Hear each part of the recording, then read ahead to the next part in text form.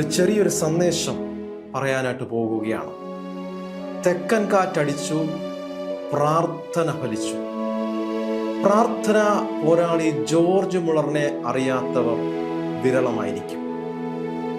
ആ ദൈവമനുഷ്യനെ പറ്റി മിക്കവാറുമുള്ള എല്ലാ വ്യക്തിജനങ്ങൾക്കും നന്നായിട്ട് അറിയാമെന്ന് ഞാൻ കരുതുന്നു.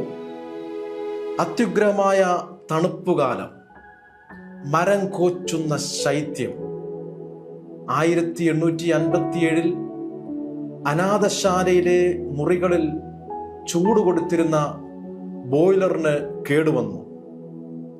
എന്നാൽ അത് നന്നാക്കുന്നതിന് കുറേയധികം പണവും സമയവും വേണ്ടിയിരുന്നു. വടക്കൻ കാറ്റ് ആഞ്ഞടിച്ചു. ആ സമയത്ത് കുട്ടികൾ തണുപ്പ് കൊണ്ട് വിറയ്ക്കുകയാണ്.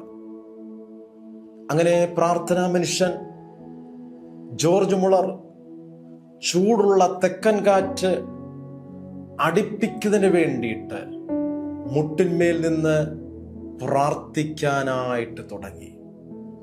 അനേകം സമയങ്ങൾ, മണിക്കൂറുകൾ ആ പ്രാർത്ഥന പോരാളി തൻ്റെ റൂമിലിരുന്ന് പ്രാർത്ഥിക്കുകയാണ്. പ്രാർത്ഥനാ മുറിയുടെ കഥകൾ അടച്ചു. കർത്താവേ, 300 അനാഥ കുഞ്ഞുങ്ങൾ വടക്കൻ കാറ്റിൽ തണുത്തു വിറയ്ക്കുന്നു.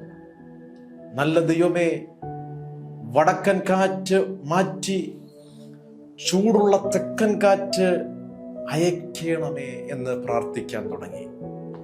കെട്ടിടം പണിയുന്നവർക്ക് അനുകൂലമായ സുഖകരമായ കാലാവസ്ഥ നൽകണമേ എന്നും കൂടെ കൂട്ടിച്ചേർത്തു. അവിടുന്ന് മഹാത്ഭുതങ്ങൾ ഇപ്പോഴും പ്രവർത്തിച്ചത് കൊണ്ട് സ്തോത്രം എന്ന് അദ്ദേഹം പറയുകയുണ്ടായി. അങ്ങനെ ഒടുവിൽ പ്രാർത്ഥന കേൾക്കുന്ന ദൈവം അത്ഭുതകരമായിട്ട് ചൂട് നൽകുന്ന തെക്കൻ കാറ്റിനെ അയക്കുകയുണ്ടായി. ഈ നേരത്ത്, ഈ അവസരത്തിൽ എൻ്റെ പ്രേക്ഷകരോട് എനിക്ക് അറിയിക്കാനായിട്ടുള്ള ഒരേ ഒരു ആലോചന, ദൈവത്തിൻ്റെ മഹാത്ഭുത പ്രവർത്തനങ്ങൾക്ക് അതിർവരമ്പുകൾ വയ്ക്കരുത്. May God bless you. കൂടുതൽ അനുഗ്രഹിക്കപ്പെട്ട ശുശ്രൂഷകൾ നിങ്ങളിലേക്ക് എത്തുവാൻ ഇപ്പോൾ തന്നെ Elohim global ministry channel subscribe ചെയ്യുക, അനേകരിലേക്ക് ഷെയർ ചെയ്യുക. ദൈവം നിങ്ങളെ ധാരാളമായി അനുഗ്രഹിക്കും.